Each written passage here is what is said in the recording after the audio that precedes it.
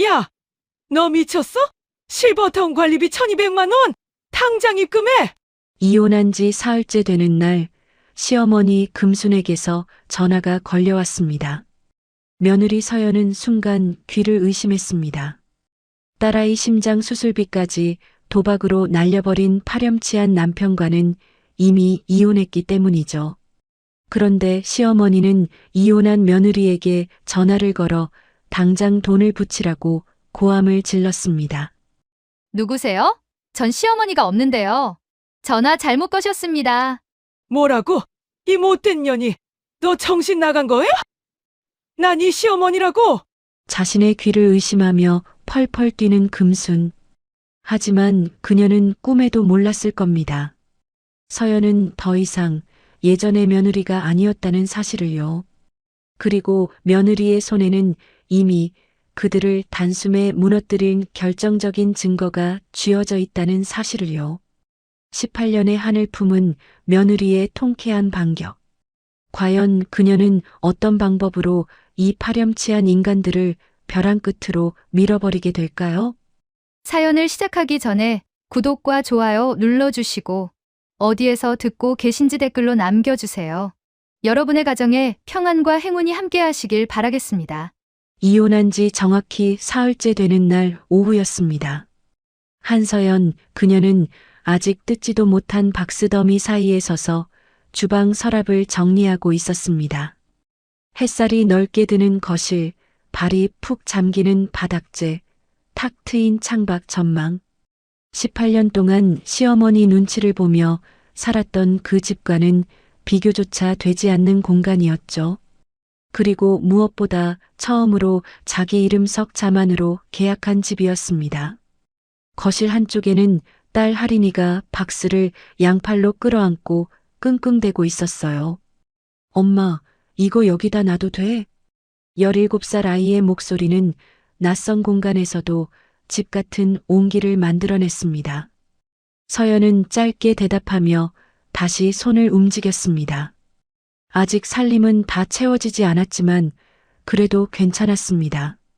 누군가의 눈치를 보지 않아도 되는 공간이었으니까요.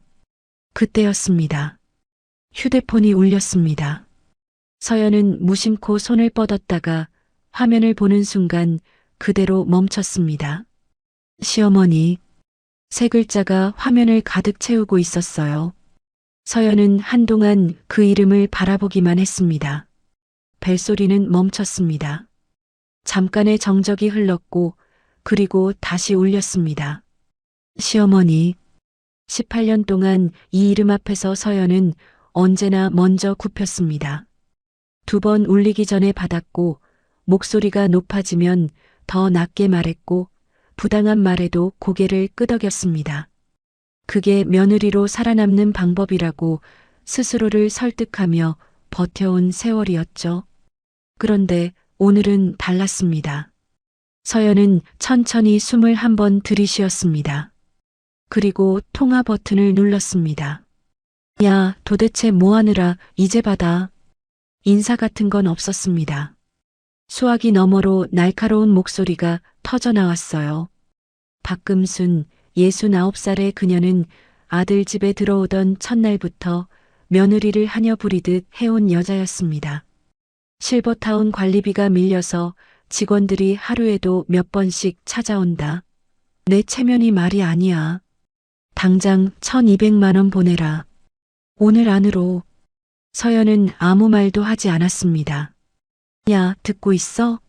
1200만 원이라고. 계좌번호는 알잖아. 당장 보내. 알겠어? 금순의 목소리는 점점 높아졌습니다. 몇 달치 관리비를 서연이 대신 막아준 일이 한두 번이 아니었습니다. 그러니 이번에도 당연히 될 거라 믿었던 거죠. 며느리란 그런 존재라고 그 여자는 진심으로 믿고 있었습니다. 이제 내 말도 씹는 거야? 이 못된 년이 어디서 배운 버르장머리야? 욕설까지 섞였습니다. 할인이 거실에서 눈을 동그랗게 뜨고 엄마를 바라보았어요. 서연은 딸에게 괜찮다는 듯 짧게 눈을 맞추고 주방 쪽으로 몇 걸음 옮겼습니다. 그리고 입을 열었습니다. 낮고 차갑고 한치도 흔들리지 않는 목소리였습니다. 죄송한데요. 누구세요? 수학이 넘어가 순간 조용해졌습니다. 금수는 말을 잇지 못했습니다. 귀를 의심했습니다. 분명히 자신이 며느리한테 전화를 건 게 맞는데 이 여자가 지금 무슨 소리를 하는 건지 이해가 되지 않았습니다. 야, 나야. 네 시어머니라고. 정신이 나간 거야? 서연은 조금도 흔들리지 않았습니다. 전화 잘못 거신 것 같은데요. 김대식 씨한테 연락해 보세요. 끊겠습니다. 뭐라고? 이 건방진 게 끊지 말라고. 서연은 전화를 끊었습니다. 그리고 잠시 화면을 바라보다가 휴대폰 전원을 꺼버렸습니다. 아무 일도 없었다는 듯 다시 서랍 앞으로 돌아갔습니다. 손은 흔들리지 않았습니다. 목소리도 떨리지 않았어요. 18년의 시간이 그녀를 이렇게 단단하게 만들어 놓았더군요. 그 단단함이 때로는 스스로도 무섭게 느껴졌지만 지금 이 순간만큼은 그게 고마웠습니다. 할인이 조용히 다가와 엄마 옆에 섰습니다. 서연은 딸을 한번 바라보았습니다. 아무 말도 하지 않았어요. 말이 필요하지 않았습니다. 그녀의 얼굴에는 18년 동안 한 번도 드러낸 적 없던 냉기가 서려 있었습니다. 분노도 아니었고 슬픔도 아니었습니다. 그것은 더 이상 흔들리지 않겠다는 조용하고 단단한 결심이었습니다. 서연이 전화를 끄는 바로 그 시각, 인천 외곽에 자리한 고급 실버타운 하늘채의 2층 복도는 낮인데도 묘한 긴장감이 감돌고 있었습니다. 복도 끝 205호. 박금순이 머무는 방이었어요. 실버타운 하늘채는 입주 보증금만 3억 원이 넘는 곳이었습니다. 넓은 로비에는 화분이 줄지어 서 있었고 직원들은 항상 단정한 유니폼을 입고 허리를 굽혀 인사하는 곳이었죠. 금수는 이곳에 들어오던 날 주변 사람들에게 한껏 으스댔습니다. 아들이 대표로 있는 회사가 얼마나 잘 나가는지, 며느리가 얼마나 자기 뒷바라지를 잘하는지, 그 자랑이 이 복도에서 얼마나 오래 버틸 수 있을지는 그때 아무도 알지 못했습니다. 관리팀 직원 이주임이 205호 문을 두드린 것은 오후 2시가 조금 넘은 시각이었어요. 관리비 미납이 4개월째로 접어든 터였습니다. 독촉 문자도 여러 차례 보냈고 지난주에도 한번 직접 찾아왔다가 금순에게 문전박대를 당한 터라 이주임은 오늘도 마음의 준비를 단단히 하고 문을 두드렸습니다. 금순이 문을 열었습니다. 실내복 차림이었지만 손에는 핸드크림을 바르고 있었고 표정은 처음부터 불쾌함으로 가득했어요. 이주임이 허리를 굽혀 인사하며 미납 내역이 적힌 서류를 내밀었습니다. 최대한 정중하게, 최대한 조심스럽게 꺼낸 말이었죠. 금수는 서류를 보지도 않았습니다. 내가 이깟 관리비도 없을 것 같아요? 우리 아들이 회사 대표라고. 알아요? 목소리가 복도까지 쩌렁쩌렁 울렸습니다. 맞은편 방문이 살짝 열렸다가 닫혔어요. 지나가던 다른 입주자 노인이 고개를 돌려 힐끔 바라보았습니다. 이주임은 표정을 가다듬으며 규정상 오늘까지 납부가 되지 않으면 더 이상 미룰 수 없다고 다시 설명했습니다. 금수는 서류를 이주임 손에서 낚아채더니 복도 바닥에 내던졌습니다. 뭘 자꾸 들이밀어요? 기다리라면 기다려야지. 내가 여기 어떻게 들어온 줄 알아요? 이런 데서 이따위로 대접받을 사람이 아니라고. 그때 복도 끝 엘리베이터 문이 열리며 40대 중반 남성이 들어섰습니다. 금순의 아들 김대식이었어요. 반듯하게 다린 셔츠에 고급스러운 코트 차림이었습니다. 겉모습만 보면 실제로 잘 나가는 사업가처럼 보였어요. 하지만 그 화려한 외양이 오히려 얼마나 많은 것을 감추고 있는지 이 복도에 있는 누구도 알지 못했습니다. 그는 어머니 얼굴을 보자마자 상황을 파악했다는 듯 성큼 걸어오더니 이주임 쪽으로 턱을 들었습니다. 왜 자꾸 이러는 거예요? 기다리면 준다니까. 이주임이 미납기간과 금액을 다시 말했습니다. 4개월치 총 1,200만 원이었습니다. 대식의 표정이 잠깐 굳었습니다. 하지만 그는 곧 눈썹을 치켜 올렸어요. 이깟 돈이 없어서 안 내는 줄 알아요? 곧 큰 돈 들어온다고. 조금만 더 기다려봐요. 금순이 아들 옆에 바짝 붙어 서며 맞장구를 쳤습니다. 그러니까요. 왜 이렇게 보채요? 내가 여기 입주한 지가 몇 년인데. 복도 양쪽으로 입주 노인들과 보호자 몇 명이 발걸음을 멈추고 이쪽을 바라보고 있었습니다. 수군거리는 소리가 낮게 깔렸어요. 이주임은 얼굴이 빨개진 채 고개를 숙이고 있었습니다. 이주임은 더 이상 기다릴 수 없으며 계속 이런 상황이 반복되면 퇴소 조치를 검토할 수밖에 없다고 차분하게 말했습니다. 그 말이 끝나기 무섭게 금순의 눈이 뒤집혔습니다. 뭐? 퇴소? 나한테 지금 나가라는 거야? 금순은 복도 한가운데서 두 팔을 휘저으며 소리를 질렀습니다. 목소리는 층 전체에 울릴 만큼 컸어요. 건방지게. 아, 너 내가 누군지 알아? 감히 나한테 나가라고?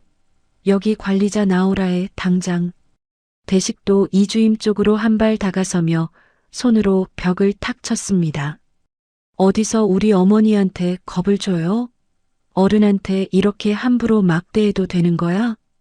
이주임은 뒤로 한 걸음 물러섰습니다. 보안팀을 불러야 하나 속으로 고민하면서도 복도에 모여든 시선들 때문에 선뜻 움직이지 못하고 있었어요. 금수는 급기야 복도 벽에 붙어있던 안내문을 손으로 뜯어냈습니다. 내가 그동안 여기에 얼마를 냈는데 관리비 조금 연체됐다고 무슨 대우가 이따위야. 주변에 서 있던 노인 한 분이 혀를 찼습니다. 보호자로 온 듯한 중년 여성이 인상을 찡그리며 자리를 피했어요. 민망하다는 표정들이 복도를 가득 채웠습니다.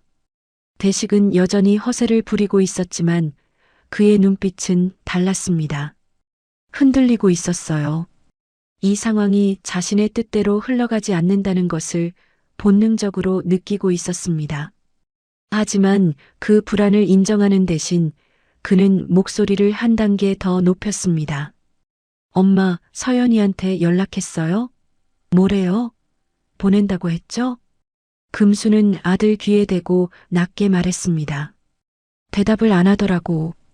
근데 뭐, 곧 보내겠지. 대식은 잠시 입을 다물었습니다. 뭔가 계산하는 눈빛이었어요. 하지만 두 사람은 여전히 믿고 있었습니다. 서연이 결국 돈을 들고 올 거라고. 늘 그래왔으니까요. 어떻게든 버텨보면 그 여자가 또 해결해 줄 거라고. 그 믿음이 얼마나 터무니없는 것인지를 두 사람은 아직 꿈에도 모르고 있었습니다. 실버타운 하늘채에서 소란이 이어지고 있던 바로 그 시각, 서울 도심의 한법률사무소 회의실에는 전혀 다른 분위기가 흐르고 있었습니다. 서연은 긴 회의 테이블 한쪽에 반듯하게 앉아 있었어요. 창밖으로는 빌딩 숲이 펼쳐져 있었고 회의실 안은 서류 넘기는 소리만 조용히 울렸습니다. 테이블 위에는 두툼한 서류 봉투들이 여러 개 놓여 있었어요. 부동산 등기 서류, 금융 자산 내역서, 그리고 재단 운영 관련 문서들이었죠. 서연의 맞은편에는 변호사가 앉아 있었습니다. 나이 지긋한 50대 남자였고 말투는 차분하고 정확했어요. 서연이 자신의 친모가 세상을 떠났다는 소식을 처음 들은 것은 두세 달 전이었습니다. 낯선 번호로 걸려온 전화였고 수화기 너머 변호사의 목소리는 그때도 지금처럼 조용하고 사무적이었죠. 어릴 때 부모님이 이혼한 뒤로 한 번도 연락이 없던 여자였습니다. 그 오랜 세월 동안 서연은 친모를 그리워하다가 미워하다가 결국 잊고 살았어요. 그런데 그 여자가 죽으면서 유언장을 남겼다고 했습니다. 서연의 이름으로. 처음에는 믿기지 않았습니다. 배신감이 먼저였어요. 살아있는 동안에는 한 번도 찾아오지 않더니 죽고 나서야 이런 식으로 나타났다는 사실이 서연의 가슴을 쓸었습니다. 하지만 지금 이 자리에서 서연은 그 감정을 꾹 눌러두고 있었어요. 감정은 나중에 혼자 처리하면 됐습니다.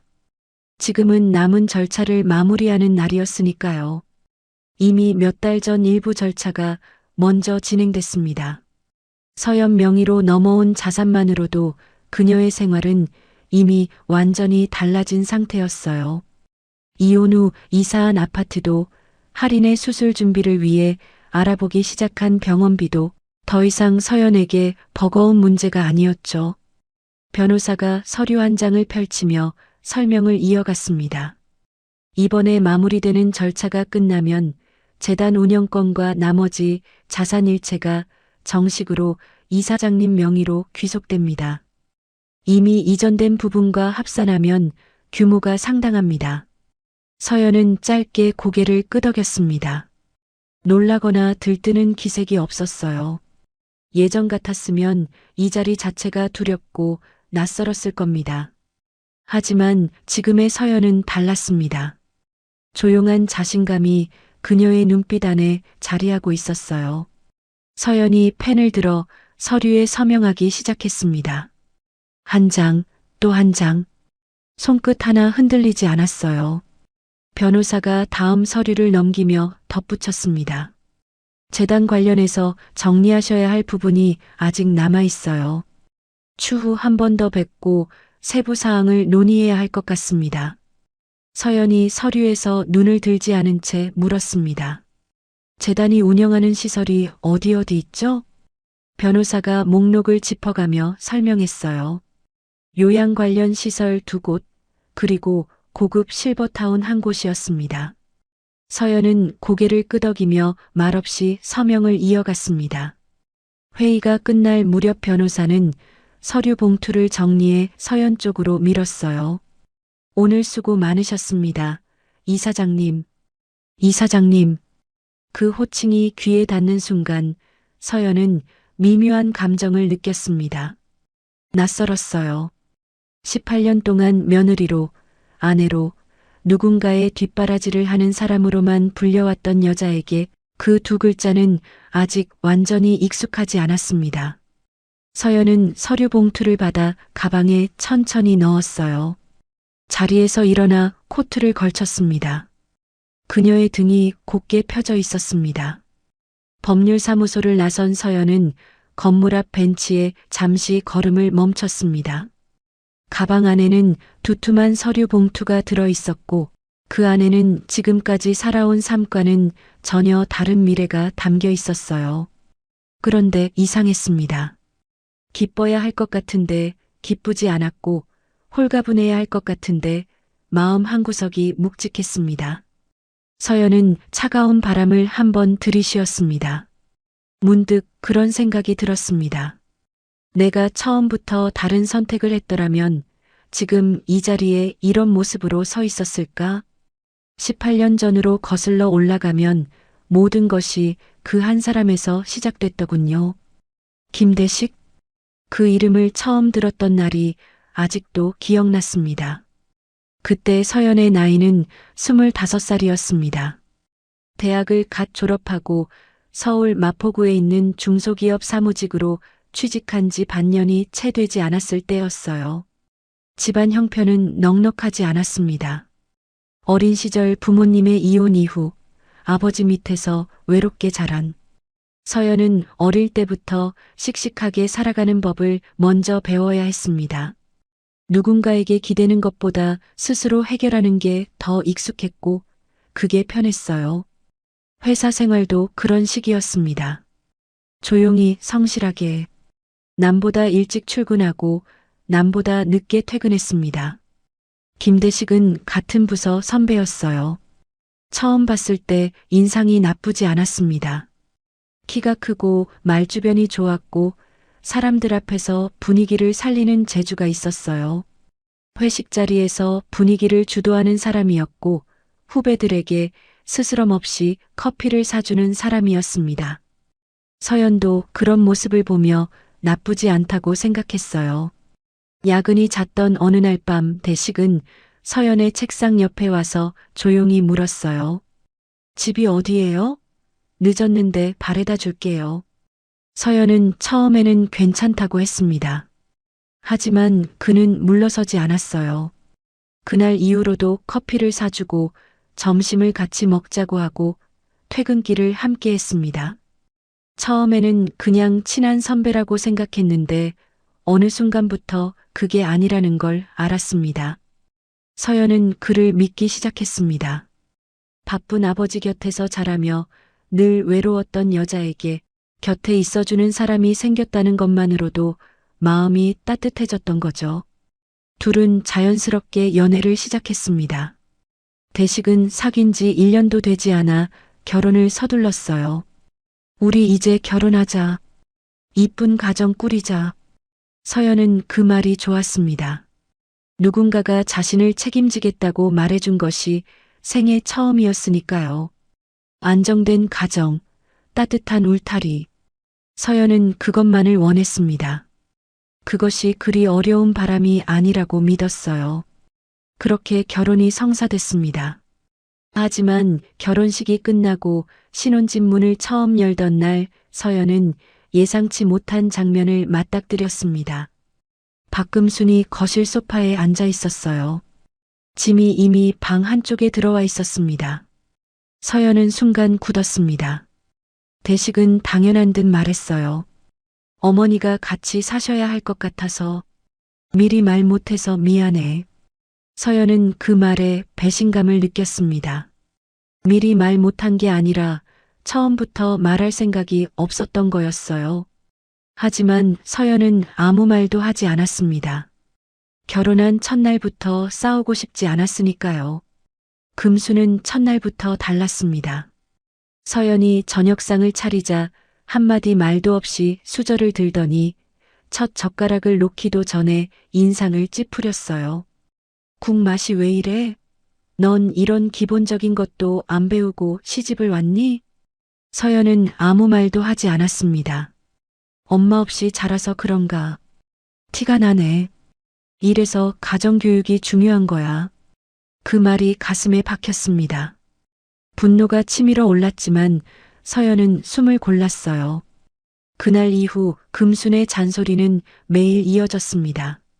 아침에 일어나면 청소 상태가 마음에 안 든다고 했고, 밥을 차리면 반찬이 입맛에 안 맞는다고 하고, 설거지를 하면 기름기가 남았다고 잔소리를 했어요. 이것도 몰라? 도대체 너는 할 줄 아는 게 뭐니? 답답하다 정말. 그 말이 나올 때마다 서연의 가슴은 바늘로 찌르는 듯 아팠습니다. 살림을 못해서가 아니었어요. 어릴 때부터 아버지 밥을 챙기고 집안일을 도맡아 해온 서연이었습니다. 못하는 게 아니라 금순 눈에는 처음부터 며느리가 마음에 들지 않았던 거였죠. 금순은 서연을 앉혀두는 법이 없었습니다. 밥을 먹다가도 불러댔고 잠깐 쉬는 틈에도 일거리를 만들어냈어요. 시장을 봐오라, 방 청소를 다시 해라, 내 옷 좀 다려놔라. 시어머니의 지시는 끝이 없었고 대식은 그 모든 장면을 보면서도 모른 척했습니다. 서연은 그 집에서 며느리가 아니라 하녀였습니다. 그 사실을 알면서도 그래도 참았어요. 시간이 지나면 나아질 거라고 스스로를 달랬습니다. 그때 서연은 알아챘어야 했습니다. 이 결혼이 잘못되었다는 것을. 하지만 그때의 서연은 아직 몰랐습니다. 아니, 알면서도 인정하고 싶지 않았던 거죠. 그러던 어느 날 대식이 퇴근하자마자 넥타이를 풀며 말했습니다. 나 회사 그만두려고. 서연은 젓가락을 내려놓았습니다. 갑자기 왜요? 투자 받아서 사업하려고. 회사 다니면 뭐가 돼? 내 사업을 해야지. 서연은 불안했습니다. 임신 사실을 안 지 얼마 되지 않았을 때였어요. 이제 셋이 될 가족인데 남편이 안정적인 직장을 버리겠다고 했습니다. 조금만 더 생각해봐요. 지금 당장은. 대식이 서연의 말을 잘랐습니다. 이미 결정한 거야. 당신은 그냥 믿어줘. 금순이 옆에서 아들 편을 들었습니다. 그럼 우리 대식이는 큰 사람 될 거야. 너는 남편 길을 살려줘야지. 남자 하는 일을 막으려 하니. 서연은 그날 밤 혼자 이불 속에서 눈을 뜨고 있었습니다. 불안했습니다. 두려웠습니다. 하지만 뱃속에 있는 아이를 떠올리며 스스로에게 말했어요. 괜찮아. 믿어보자. 분명히 나아질 거야. 그 믿음이 얼마나 긴 고통의 시작이었는지 그때의 서연은 아직 알지 못했습니다. 대식이 회사를 그만두고 나서 서연의 하루는 2배가 됐습니다. 아니, 정확히는 3배였어요. 낮에는 회사에서 일했습니다. 사무직이었지만 쉬운 일이 아니었어요. 야근도 잦았고 점심시간도 제대로 챙기지 못하는 날이 많았습니다. 그래도 서연은 지각 한 번 하지 않았어요. 이 직장을 잃으면 당장 생활비가 막히는 상황이었으니까요. 퇴근 후에는 할인을 금순에게 맡기고 곧장 대리운전을 나갔습니다. 콜을 받아 낯선 차에 올라타고 술 냄새 나는 손님을 목적지까지 데려다주고 다시 다음 콜을 기다렸어요. 늦은 밤 거리에 혼자 서서 다음 배차를 기다리는 동안 서연은 발이 얼어붙는 것도 몰랐습니다. 그냥 버텼어요. 주말에는 인근 마트 야간 아르바이트를 했습니다. 계산대 앞에 서서 몇 시간씩 서 있다 보면 허리가 끊어질 것 같았지만 서연은 내색하지 않았어요. 그렇게 번 돈은 고스란히 집으로 들어갔습니다. 식비, 공과금, 할인 분유값, 기저귀값, 그리고 금순의 용돈까지. 서연이 벌어온 돈은 통장에 머무는 시간이 없었습니다. 들어오는 족족 빠져나갔어요. 그런데 금수는 단 한 번도 고맙다는 말을 하지 않았습니다.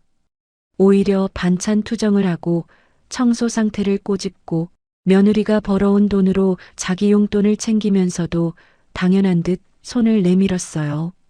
어느 날 밤 서연이 대리운전을 마치고 집에 들어온 건 자정이 넘은 시각이었습니다.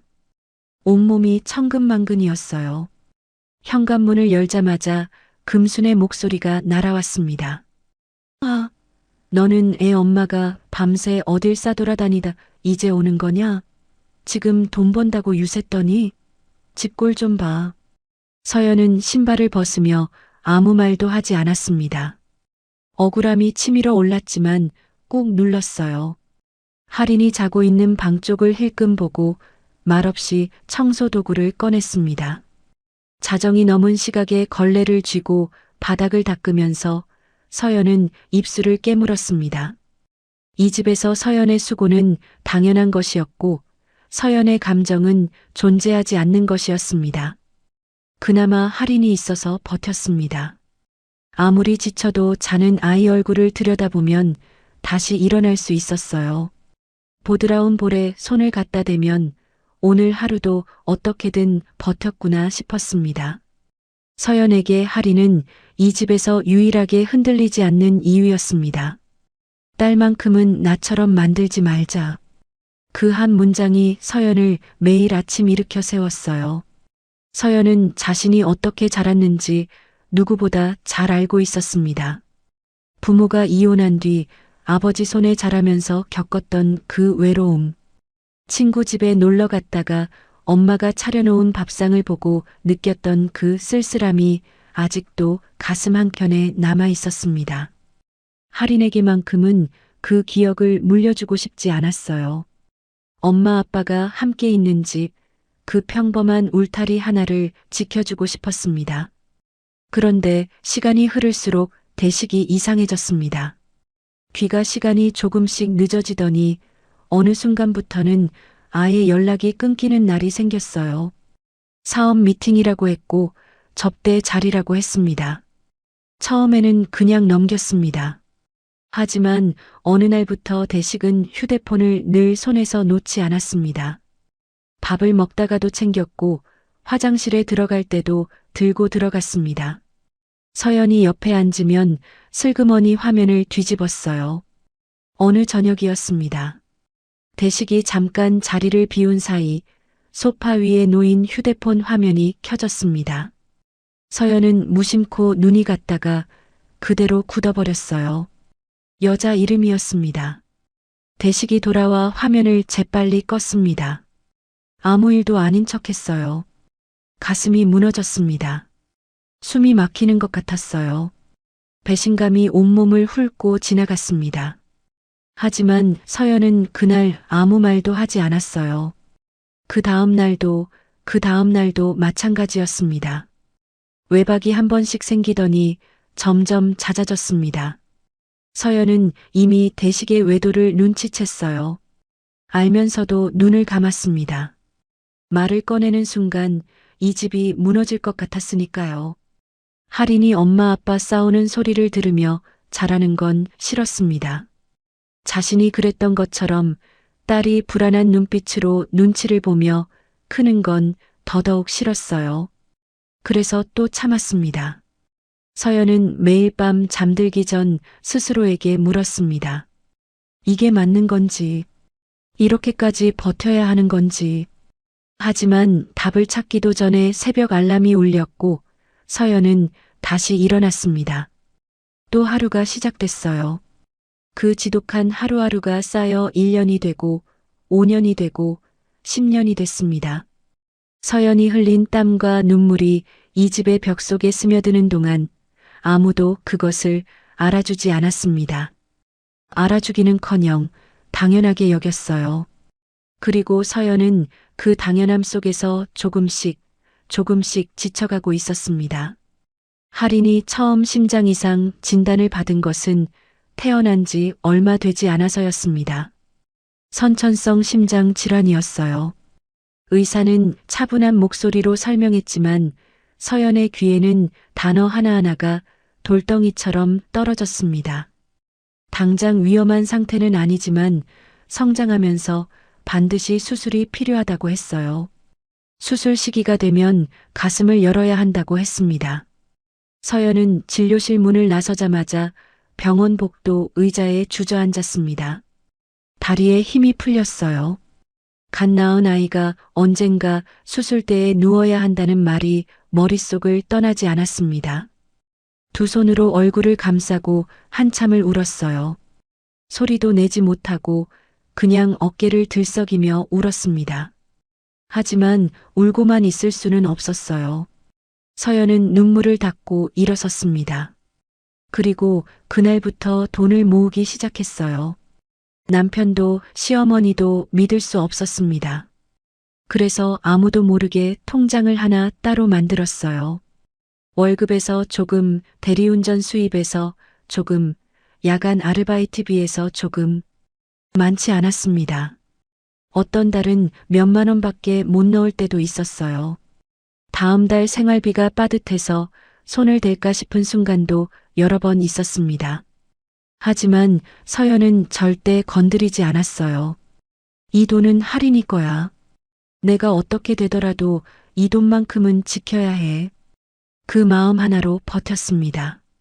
그 통장은 서연에게 단순한 저축이 아니었어요. 아무리 이 집이 무너져도 딸 하나만큼은 지킬 수 있다는 엄마로서의 마지막 자존심이었습니다. 그렇게 몇 년이 흘렀어요. 할인이 고등학교에 입학하던 무렵 병원에서 연락이 왔습니다. 최근 검사 결과를 바탕으로 이제 수술 시기를 본격적으로 준비해야 한다는 내용이었어요. 서연은 전화를 끊고 잠시 눈을 감았습니다. 두렵기도 했지만 한편으로는 다행이었어요. 그동안 모아온 돈이 있었으니까요. 어떤 상황에서도 할인의 수술만큼은 치를 수 있다고 그것 하나는 자신 있었습니다. 집으로 돌아온 서연은 옷장 서랍 깊숙이 넣어두었던 통장을 꺼냈습니다. 손이 떨렸어요. 좋은 의미의 떨림이었습니다. 이 통장을 꺼내는 날이 오기까지 얼마나 많은 밤을 버텼는지, 얼마나 많은 새벽을 혼자 이 악물고 넘겼는지 그 세월이 손끝에서 느껴졌습니다. 서연은 천천히 페이지를 펼쳤습니다. 그리고 잔액을 확인하는 순간 숨이 멎었습니다. 눈을 의심했어요. 페이지를 다시 들여다보았습니다. 잔액이 말이 되지 않았어요. 몇 년을 한 푼, 두 푼 모아온 돈이 그 통장 안에 없었습니다. 거의 바닥이 나 있었어요. 심장이 쿵 내려앉았습니다. 서연은 떨리는 손으로 은행 앱을 열었어요. 거래 내역을 확인했습니다. 손가락으로 화면을 내리는데 눈앞이 흐릿해졌습니다. 내역이 눈에 들어왔어요. 여러 차례에 걸쳐 돈이 빠져나가 있었습니다. 크고 작은 금액들이 수십 번에 걸쳐 이체된 흔적이었어요. 받는 사람 이름을 확인한 순간 서연은 그 자리에서 굳어버렸습니다. 김대식? 남편 이름이었습니다. 가슴이 무너졌습니다. 분노인지 절망인지 구분도 되지 않는 감정이 한꺼번에 쏟아졌어요. 이 통장의 존재를 어떻게 알았는지, 언제부터 손을 댔는지 머릿속이 하얘졌습니다. 서연은 통장을 손에 쥔 채 거실로 나왔습니다. 대식은 소파에 기대어 TV를 보고 있었어요. 리모컨을 손에 들고 채널을 돌리는 모습이 너무 태연했습니다. 서연을 보고도 눈길 하나 주지 않았어요. 서연은 통장을 대식 앞 테이블에 내던졌습니다. 이게 뭐예요? 대식은 흘끗 보더니 다시 TV로 시선을 돌렸습니다. 이 돈 어디 갔냐고요? 몰라. 거래 내역에 당신 이름이 찍혀 있어요. 내가 다 확인했다고요. 대식의 턱이 굳었습니다. 그는 천천히 몸을 일으켜 팔짱을 꼈어요. 썼어. 썼다고요? 급하게 쓸 때가 있었어. 서연의 목소리가 떨렸습니다. 이게 할인이 수술비라는 거 알잖아요. 당신도 알고 있었잖아요. 내가 밤마다 대리운전 뛰고 주말마다 아르바이트 나가면서 한 푼씩 모은 돈이라고요. 대식은 눈을 피하지 않았습니다. 오히려 턱을 들었어요. 도박 빚 막으려고 썼어. 어쩔 수 없었어. 그 말이 귀에 들어오는 순간 서연은 눈앞이 하얘졌습니다. 도박? 그동안 의심은 했어요. 돈이 자꾸 사라졌고 낯선 번호로 독촉 전화가 걸려왔고 대식이 급하게 자리를 피하는 장면을 여러 번 봤습니다. 하지만 딸 수술비에까지 손을 댔을 거라고는 그것만큼은 아니라고 믿었어요. 아무리 이 남자가 무너져도 그것만큼은 아니라고. 배신감에 온몸이 떨렸습니다. 도박 빚을 막으려고 할인이 수술비를 썼다고요? 지금 그 말이 말이 된다고 생각해요? 사채까지 쓴 거 당신도 알잖아. 이자가 불어나면 더 못 갚는다고. 사채요? 서연의 다리에서 힘이 빠졌습니다. 도박의 사채까지. 이 남자가 얼마나 깊은 곳까지 빠져 있었는지가 한꺼번에 쏟아졌어요. 분노가 치밀어 올랐습니다. 18년 동안 참아온 것들이 한꺼번에 목구멍까지 차올랐어요. 할인이 수술 어떻게 할 거예요? 당신 그 생각은 해봤어요? 대식은 아무 말도 하지 않았습니다. 대답해요. 할인이 수술은 어떻게 할 거냐고. 그때 안방 문이 열렸습니다. 금순이 나왔어요. 상황을 다 들었을 텐데도 표정에는 미안함이 없었습니다.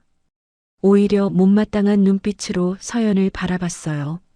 아니, 남편이 사업하다 보면 그럴 수도 있지. 뭘 이렇게 유난이야. 돈은 또 모으면 되잖아. 서연은 금순을 바라보았습니다. 말이 나오지 않았어요. 딸 수술비예요. 딸 수술비를 도박에 갖다 쓴 거라고요. 금수는 눈 하나 깜짝하지 않았습니다. 애가 당장 죽는 것도 아니잖아. 왜 이렇게 유난을 떨어? 그 말을 듣는 순간 서연의 눈에서 눈물이 쏟아졌습니다. 분노 때문이 아니었어요. 그것보다 더 깊은 곳에서 올라오는 감정이었습니다. 절망이었어요. 이 집에서 하리는 수술비를 도박에 갖다 써도 될 만큼 그만큼 가벼운 존재였던 겁니다. 그리고 서연 자신도 마찬가지였어요. 18년 동안 이 집을 위해 모든 것을 바쳤지만 이 집에서 서연은 언제나 그 정도 무게였습니다. 서연은 더 이상 아무 말도 하지 않았습니다. 두 사람을 등지고 방으로 들어갔어요. 할인이 자고 있었습니다. 새근새근 숨을 쉬며 자는 아이의 가슴이 오르락 내리락 했어요. 그 가슴 안에 고쳐야 할 심장이 있었습니다. 서연은 딸 옆에 천천히 무릎을 꿇고 앉았어요. 손을 뻗어 할인의 이불을 여며주었습니다. 손이 떨렸습니다. 할인아, 미안해. 엄마가 지키려고 했는데, 엄마가 그 돈만큼은 지키려고 했는데, 서연은 소리 없이 울었습니다. 딸이 깰까봐 소리도 내지 못하고 손으로 입을 막은 채 울었어요. 어깨가 들썩였습니다. 그리고 그 눈물이 다 마르기도 전에 서연은 결심했습니다. 이 집에 더 있으면 딸을 지킬 수 없었습니다. 참으면 나아질 거라는 믿음은 처음부터 없었던 거였어요. 서연이 버티는 동안 이 집은 나아진 것이 아니라 무너지고 있었던 겁니다. 그리고 그 무너짐이 이제 할인에게까지 닿았어요. 서연은 잠든 할인의 손을 꼭 잡았습니다. 그날 밤 서연은 이혼을 결심했습니다. 이혼을 결심한 날 밤 서연은 한숨도 자지 못했습니다. 할인이 잠든 방 안에 앉아 뜬 눈으로 새벽을 넘겼어요. 머릿속으로는 수백 가지 생각이 오갔습니다. 분노도 있었고 두려움도 있었어요. 하지만 서연은 그 감정들을 하나씩 눌러가며 한 가지 사실만 붙잡았습니다. 감정적으로 움직이면 진다. 18년을 살면서 배운 것이 있었어요. 이 집에서 서연이 울고 소리치면 오히려 서연이 이상한 사람이 됐습니다. 대식은 능청스럽게 빠져나갔고 금수는 며느리가 성격이 나쁘다고 몰아붙였어요. 그러니 이번에는 달라야 했습니다. 감정이 아니라 증거로 움직여야 했어요. 서연은 날이 밝자마자 조용히 집을 나섰습니다. 처음 찾아간 곳은 흥신소였습니다. 번화가에서 조금 벗어난 골목 안 간판도 작은 사무실이었어요. 서연은 문을 열고 들어서면서도 발걸음이 떨리지 않았습니다. 이미 마음을 굳힌 뒤였으니까요. 흥신소 소장은 중년의 남자였습니다. 서연의 이야기를 묵묵히 들은 뒤 수첩에 뭔가를 적었어요. 왜도 의심되시는 거죠? 그 외에 다른 부분도 있으세요? 서연은 잠시 생각하다가 말했습니다. 도박장 출입도 확인해 주세요. 사채업자 연결 고리도요. 소장은 고개를 끄덕였습니다. 시간이 좀 걸릴 수 있습니다. 괜찮습니다. 제대로 해주세요. 서연은 성금을 봉투에 담아 테이블 위에 올렸습니다. 손끝 하나 흔들리지 않았어요. 2주가 조금 지난 뒤 흥신소에서 연락이 왔습니다. 서연은 약속 장소에서 소장을 만나 봉투를 건네받았어요. 봉투 안에는 사진들이 있었습니다. 서연은 천천히 한 장씩 넘겼어요. 사진 속 대식은 서연이 모르는 여자와 함께 모텔 앞에 서 있었습니다. 다음 사진에는 음식점에서 마주 앉아 웃고 있었고 또 다음 사진에는 여자의 어깨를 감싸고 있었어요. 분노가 치밀어 올랐습니다. 하지만 서연은 사진을 덮고 다음 서류를 확인했어요. 도박장 출입 내역이었습니다. 날짜와 장소가 꼼꼼하게 적혀 있었어요. 강남 쪽 불법 도박장을 드나든 흔적이 수십 차례에 달했습니다. 그리고 마지막 서류에는 사채업자와의 거래 내역이 정리되어 있었어요. 빌린 금액만 해도 수천만 원이었습니다. 서연은 서류를 내려놓으며 눈을 감았습니다. 예상은 했습니다. 하지만 이 정도일 줄은 몰랐어요. 외도, 도박, 사채? 이 남자는 서연이 밤마다 대리운전을 뛰고 새벽에 아르바이트를 하는 동안 그 돈을 이렇게 쓰고 있었던 겁니다. 배신감이 가슴 깊은 곳을 후벼 팠습니다. 서연은 모든 서류를 가방 안에 챙겨 넣었습니다. 그리고 유능한 이혼 전문 변호사를 선임해 이혼 준비를 시작했어요. 그로부터 며칠이 지난 어느 오후였습니다. 서연의 휴대폰으로 낯선 번호가 떴어요. 모르는 번호였습니다. 요즘 들어 사채업자 쪽에서 걸려오는 전화가 잦았던 터라 서연은 잠시 망설였어요. 하지만 받았습니다. 한서연 씨 되십니까? 낮고 조용한 목소리였습니다. 사채업자 특유의 거친 말투가 아니었어요. 네, 그런데요. 저는 법무법인 소속 변호사입니다. 다름이 아니라 어머님 관련해서 전해드릴 말씀이 있어서요. 서연은 미간을 좁혔습니다. 저희 시어머님이요? 친모되시는 분 말씀입니다. 이정혜 씨. 서연은 그 이름을 듣는 순간 손에 힘이 빠질 것 같았습니다. 오래전에 지워버린 이름이었어요. 아니, 지우려고 애를 썼지만 완전히 지워지지 않았던 이름이었습니다. 무슨 일이신 거죠? 변호사의 목소리는 조심스러웠습니다. 직접 뵙고 말씀드리는 게 좋을 것 같습니다. 중요한 내용이라서요. 서연이 변호사를 만난 것은 이틀 뒤였습니다. 서울 도심의 조용한 카페 안쪽 자리였어요. 변호사는 서류 봉투를 테이블 위에 올려놓으며 이야기를 시작했습니다. 친모 이정혜 씨가 세상을 떠났다고 했어요. 오래전부터 알아온 병이었다고 했습니다. 서연은 그 말을 듣는 순간 묘한 감정이 올라오는 것을 느꼈습니다. 슬픔인지 무감각인지 아니면 오래된 상처가 건드려지는 느낌인지 어릴 때 이혼 후 한 번도 찾아오지 않았던 여자였습니다. 그리워하다가 미워하다가 결국 잊고 살았던 사람이었어요. 변호사가 서류를 펼치며 말을 이었습니다. 이정희 대표님께서 유언장을 남기셨습니다. 전 재산을 한서연 씨에게 상속한다는 내용이었어요. 서연은 아무 말도 하지 못했습니다. 재산이 상당합니다. 부동산과 금융 자산은 물론이고 생전에 설립하신 재단도 포함됩니다. 재단이요? 노인 복지 관련 재단입니다. 요양시설과 실버타운을 운영하고 있어요. 모두 한서연 씨 명의로 넘어오게 됩니다. 서연은 테이블 위에 놓인 서류를 천천히 내려다보았습니다. 머릿속이 복잡했어요. 살아있는 동안에는 단 한 번도 나타나지 않더니 죽고 나서야 이런 식으로 다가왔다는 사실이 가슴 한켠을 쓸었습니다. 고맙다는 감정도 반갑다는 감정도 쉽게 올라오지 않았어요. 하지만 서연은 그 감정들을 지금 당장 꺼낼 생각이 없었습니다. 지금 당장 필요한 것은 냉정함이었어요. 변호사가 한 가지를 더 꺼냈습니다. 한 가지 더 말씀드릴 게 있습니다. 재단 자료를 정리하는 과정에서 이상한 점이 발견됐어요. 서연이 눈을 들었습니다. 실버타운 입주 노인들 중 일부가 투자 피해를 본 정황이 확인됐습니다. 누군가 입주자들에게 접근해서 투자 명목으로 돈을 받아간 겁니다. 피해 금액이 작지 않아요. 서연은 미간을 좁혔습니다.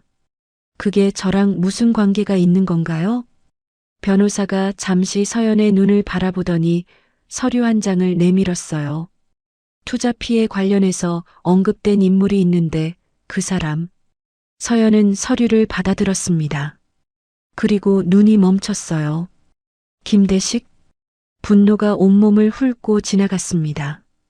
딸의 수술비를 도박에 탕진한 것도 모자라 서연의 남편은 노인들 돈까지 뜯어내고 있었던 겁니다. 아무것도 모르는 노인들에게 그럴싸한 말로 접근해서 투자라는 명목으로 돈을 가로채고 있었던 거예요. 서연은 서류를 천천히 테이블 위에 내려놓았습니다. 손이 떨리지 않았어요. 분노는 분명히 있었습니다. 하지만 그 분노가 이번에는 흐트러짐이 아니라 단단함으로 굳어지는 느낌이었어요. 이 자료 제가 가져가도 되겠습니까? 변호사가 고개를 끄덕였습니다. 서연은 서류를 챙겨 가방에 넣었습니다. 흥신소에서 받아온 외도 증거, 도박장 출입 내역, 사채 거래 서류. 거기에 이제 투자 사기 피해 자료까지 더해졌어요. 서연은 자리에서 일어섰습니다. 18년 동안 당하기만 했던 여자는 그 자리에 없었습니다. 지금 이 자리에 서 있는 서연은 달랐어요. 더 이상 당하는 쪽이 아니었습니다. 이제는 되갚아줄 차례였어요. 서연이 변호사 사무실을 나선 뒤로 며칠이 지났습니다. 그 사이 이혼 절차는 빠르게 진행됐어요. 서연이 선임한 이혼 전문 변호사는 증거 서류들을 검토하고는 말했습니다. 이 정도면 충분하다고요. 외도, 도박, 사채까지. 대식의 유책 사유는 충분했어요. 증거 앞에서 대식은 끝내 버티지 못했습니다. 이혼하던 날 서연은 법원 복도를 나서며 한 번도 뒤를 돌아보지 않았어요. 그리고 오늘이었습니다. 인천 외곽 실버타운 하늘채. 오전부터 로비 분위기가 심상치 않았습니다. 어제도 그제도 이어진 소란이 오늘도 반복되고 있었어요. 관리팀 직원들은 지친 얼굴로 복도를 오갔고 다른 입주노인들은 불안한 눈빛으로 상황을 지켜보고 있었습니다. 205 앞이었습니다. 금수는 복도 한가운데 버티고 서서 팔짱을 낀 채 직원을 내려다보고 있었어요. 오늘도 어제와 다르지 않았습니다. 아니, 오늘은 어제보다 더했어요. 내가 몇 번을 말해요? 곧 들어온다고. 왜 자꾸 찾아와서 사람을 이렇게 볶아대는 거야? 직원은 정중하게 다시 설명했습니다. 오늘까지 납부가 되지 않으면 퇴소 절차를 공식적으로 시작할 수밖에 없다고요. 퇴소? 웃기고 있네. 내가 여기를 왜 나가? 내가 무슨 잘못을 했어? 그때 엘리베이터 문이 열리며 대식이 들어섰습니다. 반듯하게 다린 셔츠에 고급스러운 코트 차림이었어요. 겉모습만 보면 여전히 잘 나가는 사업가처럼 보였습니다. 대식은 상황을 훑어보더니 성큼 걸어와 직원 앞에 섰어요. 아직도 이러고 있어요? 내가 오늘 안으로 해결한다고 했잖아요. 직원이 다시 한번 납부 기한과 금액을 설명했습니다. 알았다고요. 오늘 안으로 보낸다니까. 좀 기다려봐요. 대식은 어머니 쪽으로 몸을 돌려 낮게 말했습니다. 엄마, 서연이한테 다시 연락해봐. 금순이 아들을 향해 눈을 부라렸습니다. 야, 너는 이혼은 왜 해가지고. 돈줄이 끊겼잖아. 이제 어쩔 거야? 대식은 머리를 극적이며 말했습니다. 엄마, 걱정 마. 서연이 마음 여린 거 잘 알잖아. 앓는 소리 하면 돈 보내줄 거야.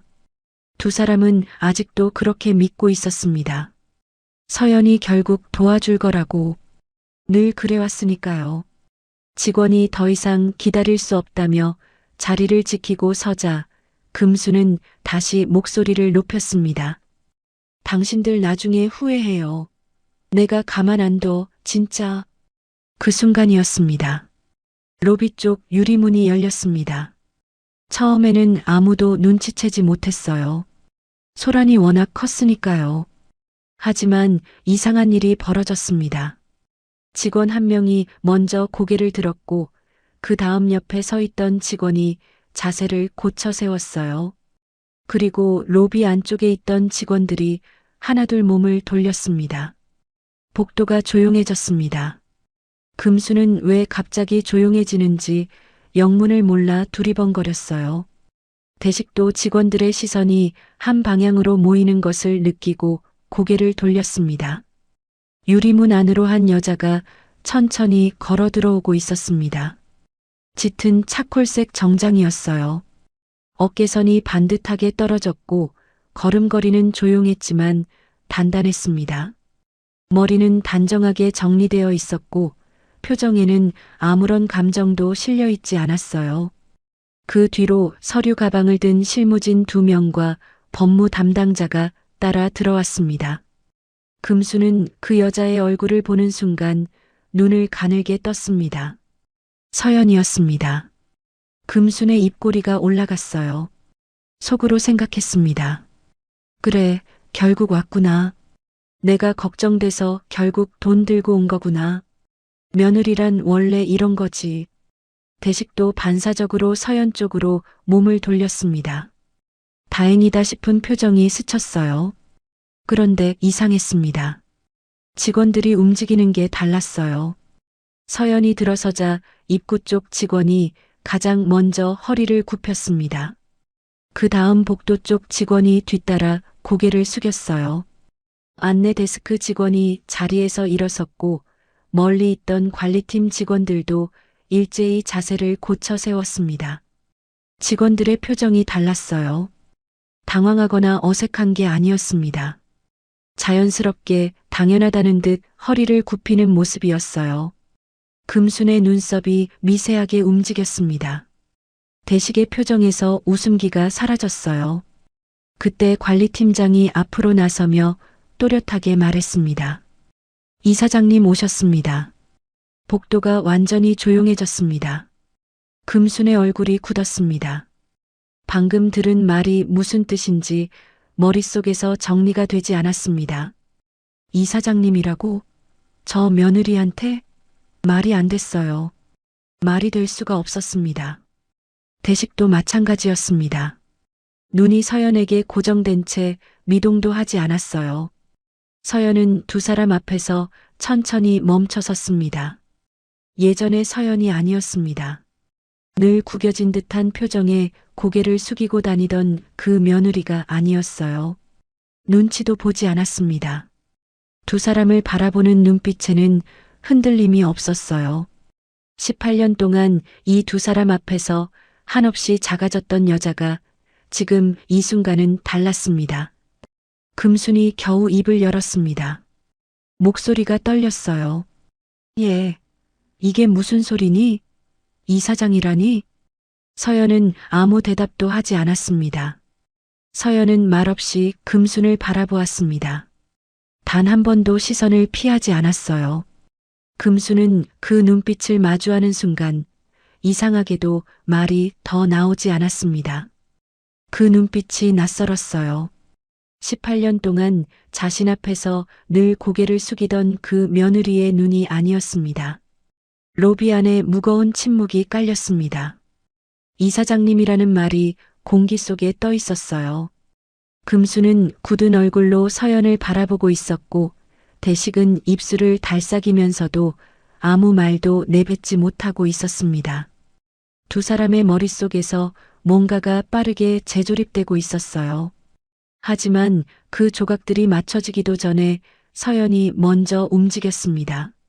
서연은 뒤따라 들어온 실무진 쪽으로 고개를 돌렸습니다. 관리비 미납 내역 정리된 서류 가져오세요. 그리고 강제 퇴소 절차 지금 바로 시작해 주세요. 목소리는 낮고 차가웠어요. 감정이 실리지 않은 목소리였습니다. 명령도 아니었고 부탁도 아니었어요. 그냥 당연한 일을 처리하는 사람의 목소리였습니다.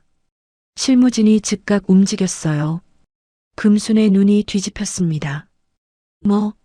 강제 퇴소? 야, 한서연. 네가 나한테 이럴 수 있어? 내가 네 시어머니야, 시어머니. 서연은 금순을 바라보았습니다. 아무 말도 하지 않았어요. 그 침묵이 오히려 더 무거웠습니다. 아, 말을 해, 말을. 어디서 감히 시어머니한테 이래. 직원이 금순에게 공식 퇴소 통보 서류를 내밀었습니다. 관리비 4개월 미납, 수차례에 걸친 로비 난동, 직원 업무 방해. 항목이 하나하나 명시되어 있었어요. 금수는 서류를 손으로 쳐냈습니다. 이딴 거 필요 없어. 나 안 나가. 절대 안 나간다고. 그때였습니다.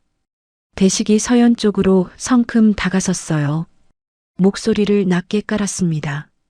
서연아, 잠깐만. 진정하고 얘기하자. 우리가 어떤 사이야? 할인 엄마. 제발. 이러면 안 되지. 서연은 대식을 바라보았습니다. 그리고 아무 말 없이 옆에 서 있던 법무 담당자 쪽으로 손을 내밀었어요. 법무 담당자가 두툼한 서류 봉투를 건넸습니다. 서연은 그 서류 봉투를 대식의 가슴팍을 향해 던졌습니다. 서류가 바닥에 흩어졌어요. 사진들이 쏟아졌습니다. 서류들이 날렸어요. 빼곡하게 정리된 피해 내역서가 대식의 발치에 떨어졌습니다. 대식은 굳어버렸습니다. 바닥에 흩어진 서류들을 내려다보는 그의 얼굴에서 서서히 핏기가 빠졌어요. 그 순간 로비 안쪽 복도에서 발소리가 들려왔습니다. 복도 쪽 문이 열리면서 노인들이 하나둘 나오기 시작했습니다. 지팡이를 짚은 할아버지, 부축을 받으며 걷는 할머니, 휠체어를 탄 노인까지 실버타운 입주자들이었어요. 그들의 눈이 바닥에 흩어진 서류를 향했다가 대식에게로 향했습니다. 한 할머니가 먼저 입을 열었어요. 목소리가 떨렸습니다. 저 사람이야. 저 사람이 우리한테 사기친 사람이에요. 그 말이 떨어지기 무섭게 로비 분위기가 뒤집혔습니다. 한 할아버지가 대식 앞으로 다가섰어요. 굽은 허리를 세우며 대식의 멱살을 두 손으로 움켜쥐었습니다. 이 나쁜 놈아, 그게 어떤 돈인지 알기나 해? 또 다른 할머니가 대식의 팔을 잡아당겼어요. 내 돈 내놔. 당장 내 돈 내놓으라고. 사기꾼이야, 사기꾼. 로비가 아수라장이 됐습니다. 노인들의 울음소리와 고함소리가 뒤섞였어요. 대식은 사방에서 잡아당기는 손에 이리 밀리고 저리 밀리며 얼굴이 하얗게 질렸습니다. 잠깐만요. 오해예요, 오해. 할아버지가 대식의 멱살을 더 세게 움켜쥐며 소리쳤습니다. 오해는 무슨 오해? 개발 예정 부지에 투자하면 2배로 돌려준다고 했잖아. 그 땅은 아예 존재도 안 한다고, 이 사기꾼아. 너 때문에 평생 모은 돈을 다 날렸다고. 금수는 그 광경을 보며 뒷걸음질 쳤습니다. 얼굴이 새하얗게 변했어요. 아들이 로비 한가운데서 노인들에게 둘러싸여 멱살을 잡히는 장면이 믿기지 않는 듯 눈을 껌뻑였습니다. 대식아, 너 도대체 무슨 짓을 한 거야? 금순이 아들 쪽으로 달려가려 했지만 직원이 조용히 앞을 막아섰어요. 바로 그때 실버타운 정문이 다시 열렸습니다. 제복을 입은 경찰관 2명이 로비 안으로 들어섰어요. 그 뒤로 사복 형사가 따라 들어왔습니다. 서현 쪽 법무 담당자가 이미 신고를 넣어둔 터였습니다. 로비가 일순 조용해졌습니다.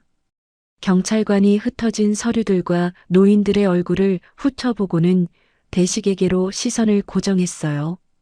경찰관이 대식 앞으로 다가섰습니다. 수갑을 꺼내들며 말했어요. 김대식 씨, 노인 대상 투자 사기 혐의로 체포합니다. 대식의 다리가 흔들렸습니다. 눈동자가 이리저리 움직였어요. 서연을 바라보았다가 바닥에 흩어진 서류를 내려다보았다가 노인들의 얼굴을 훑쳤습니다. 빠져나갈 구멍을 찾는 눈빛이었어요. 하지만 없었습니다. 어디에도 없었어요. 잠깐요, 오해예요, 오해. 제대로 된 조사도 없이 이러면 안 되죠. 경찰관이 차분하게 말했습니다. 서류와 피해자 진술이 이미 확보되어 있습니다. 함께 가시죠. 대식이 뒤로 물러서려 했어요. 하지만 사복 형사가 어깨를 잡았습니다. 대식은 버둥거렸지만 소용없었어요. 찰칵 소리와 함께 수갑이 채워졌습니다. 금순이 그 순간 비명을 질렀어요. 안 돼. 대식아. 금수는 경찰관을 향해 달려들었습니다. 아들 팔을 잡아당기며 울부짖었어요. 놔줘요. 우리 아들 놔줘요. 우리 아들이 오해라고 하잖아요. 직원 2명이 금순을 조용히 잡아 뒤로 물렸습니다. 대식은 경찰관에게 이끌려 로비를 가로질렀습니다. 노인들이 양쪽으로 비켜서며 그 모습을 바라보았어요. 누군가 낮게 울먹였습니다. 누군가는 주먹을 쥔 채 눈을 감았어요. 서연은 그 자리에 서서 대식이 끌려나가는 모습을 바라보았습니다. 한 걸음도 움직이지 않았어요. 표정도 변하지 않았습니다. 18년 동안 참아온 분노가 이 순간 터져 나와야 할 것 같았지만 서연은 놀랍도록 고요했습니다. 정문이 닫혔습니다. 대식의 모습이 사라졌어요. 금수는 로비 바닥에 주저앉아 울부짖었습니다. 아들을 부르는 목소리가 텅 빈 로비 안에서 울려 퍼졌어요. 하지만 아무도 다가가지 않았습니다. 직원도 입주 노인들도 누구도 그 여자 곁으로 가지 않았어요. 실버타운 직원이 금순에게 다가가 다시 한번 퇴소 통보 서류를 내밀었습니다. 박금순 고객님, 지금 바로 짐 싸서 나가주세요. 오늘 중으로 퇴소 완료하셔야 해요. 지금 바로요? 네, 규정입니다. 금수는 멍한 얼굴로 직원을 바라보았습니다. 아들은 수갑을 차고 끌려나갔고 얼마 전까지만 해도 이 복도에서 큰 소리를 치던 자신은 이제 짐 보따리를 들고 나가야 하는 신세가 되었으니까요. 금수는 비틀거리며 자리에서 일어섰습니다. 아무도 손을 내밀지 않았어요. 그로부터 1년이 지났습니다. 서울도심 복지재단 본부 건물 5층 이사장실. 서연은 창가 쪽 책상에 앉아 서류를 검토하고 있었습니다. 창밖으로는 늦가을 햇살이 넓게 들어왔어요. 책상 위에는 재단 운영 보고서와 입주노인 지원 현황 서류가 놓여 있었습니다. 단정하게 정리된 책상이었고 그 위에 놓인 서류들은 더 이상 서연을 짓누르지 않았어요. 비서가 문을 두드리며 들어왔습니다. 이사장님, 오늘 오후 피해자 지원 보상 절차 마지막 서명건 준비됐습니다. 서연은 고개를 끄덕였어요. 오후 2시에 진행하죠. 실버타운 하늘채에서 대식에게 투자 사기를 당한 노인들은 모두 12명이었습니다. 피해 금액은 크고 작은 차이가 있었지만 한 사람 한 사람에게 그 돈이 얼마나 소중한 것이었는지 서연은 잘 알고 있었어요. 재단 차원에서 보상 절차를 직접 진행하기로 한 것도 그 때문이었습니다. 법적 판결과 별개로 서연이 먼저 움직였어요. 덕분에 한때 소란과 불신으로 가득했던 하늘채는 이제 차분한 질서를 되찾았습니다. 직원들의 표정이 밝아졌고 입주 노인들의 웃음소리가 복도에 다시 흘렀어요. 그날 저녁 서연은 일찍 퇴근했습니다. 아파트 현관문을 열자 주방에서 냄새가 났어요. 된장찌개 냄새였습니다. 서연은 잠시 그 자리에 서서 냄새를 맡았어요. 이 냄새가 집에서 난다는 사실이 아직도 가끔 낯설고 감사하게 느껴졌습니다. 엄마 왔어? 할인이 주방에서 고개를 내밀었습니다. 환하게 웃는 얼굴이었어요. 몇 달 전과는 달랐습니다. 볼에 혈색이 돌았고 목소리에 힘이 있었어요. 수술을 마치고 긴 회복 기간을 거친 뒤 이제는 일상으로 완전히 돌아온 얼굴이었습니다. 할인의 심장 수술은 지난 봄에 이루어졌어요. 수술 당일 아침 서연은 수술실 앞 복도 의자에 앉아 6시간을 기다렸습니다. 손을 꼭 쥔 채, 눈을 감은 채, 그 긴 시간 동안 서연은 기도했어요. 단 하나만 빌었습니다. 이 아이가 건강하게 나오게 해달라고. 수술실 문이 열리고 의사가 나오며 말했습니다. 잘 됐습니다. 경과가 아주 좋아요. 그 말을 듣는 순간 서연은 의자에서 일어서지 못했습니다. 다리에 힘이 풀렸어요. 18년 동안 흘리지 못했던 눈물이 그때 한꺼번에 쏟아졌습니다. 복도 한가운데서 아무도 없는 자리에서 서연은 혼자 울었어요. 그 눈물은 슬픔이 아니었습니다. 버텨온 세월에 대한 눈물이었어요. 저녁 식탁은 단출했습니다. 된장찌개, 계란말이, 시금치나물. 할인이 혼자 차린 밥상이었어요. 서연은 마주 앉아 수저를 들었습니다. 언제 이런 걸 다 배웠어? 유튜브 보고 했어. 맛있어? 서연은 한술 떠서 먹었습니다. 짜지도 싱겁지도 않았어요. 맛있다. 할인이 뿌듯한 표정을 지었습니다. 그 표정을 보는 순간 서연의 가슴이 따뜻해졌어요.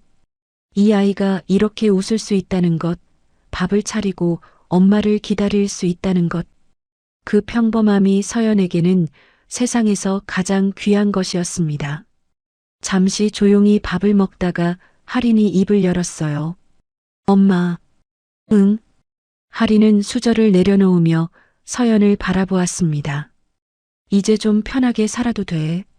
알지? 서연은 딸을 바라보았어요. 17살 아이가 하기에는 너무 어른스러운 말이었습니다. 하지만 할인은 알고 있었어요. 엄마가 얼마나 오랜 세월을 버텨왔는지, 얼마나 많은 것을 혼자 감당해왔는지, 아이는 다 보고 있었던 거였습니다. 서연은 잠시 아무 말도 하지 않았습니다. 그리고 천천히 손을 뻗어 할인의 손을 잡았어요. 그래. 이제 편하게 살자. 우리 둘이. 할인이 방긋 웃었습니다. 서연도 웃었어요. 오랫동안 잊고 살았던 꾸밈없이 편안한 웃음이었습니다. 반면 박금수는 실버타운에서 쫓겨난 뒤 인근 쪽방촌 작은 방에 자리를 잡았습니다. 고급 실버타운에 살던 여자가 이제는 한평 남짓한 방에서 하루하루를 보내고 있었어요. 큰 소리칠 곳도 없었고 기댈 가족도 없었어요. 아들은 여전히 감옥에서 죗값을 치르고 있었고 면회를 가도 서로 할 말이 없었습니다. 이제는 폐지를 주우며 생계를 꾸려가고 있었어요. 대식은 재판에서 투자 사기 혐의가 모두 인정되어 실형을 선고받았습니다. 법정에서 판사가 선고를 읽어내려가는 동안 대식은 고개를 숙이고 있었어요. 18년 동안 서연이 그들 앞에서 그랬던 것처럼요. 서연은 설거지를 마치고 거실 소파에 앉았습니다. 할인은 방에서 책을 읽고 있었어요. 이따금 방문 틈새로 페이지 넘기는 소리가 들려왔습니다. 서연은 그 소리를 들으며 눈을 감았어요. 18년 전 처음 결혼을 결심하던 날이 떠올랐습니다. 안정된 가정, 따뜻한 울타리, 그것만을 바랐던 25살의 서연이 떠올랐어요. 그 바람이 얼마나 긴 고통으로 이어졌는지도 떠올랐습니다. 하지만 이상했어요. 지금 이 순간 그 기억들이 서연을 흔들지 않았습니다. 아프지 않았습니다. 억울하지도 않았어요. 그 모든 시간이 지나고 나서 지금 이 자리에 앉아 있다는 사실만이 느껴졌습니다. 서연은 눈을 떴습니다. 창밖으로 밤하늘이 보였어요. 별은 없었지만 하늘이 맑았습니다. 서연은 한참 그 하늘을 바라보다가 조용히 숨을 내쉬었어요. 무너진 것은 한 집안이 아니었습니다. 잘못된 관계였어요. 그리고 그 관계가 끝난 자리에 지금 이 조용하고 따뜻한 저녁이 있었습니다. 엄마와 딸의 작지만 단단한 일상이었어요. 오늘의 사연 어떠셨나요? 혹시 여러분들도 주인공 서연처럼 참고 또 참으면서 버텨온 시간이 있으셨나요? 댓글로 여러분의 이야기도 들려주세요. 여러분의 한마디 한마디가 채널 운영에 큰 힘이 됩니다.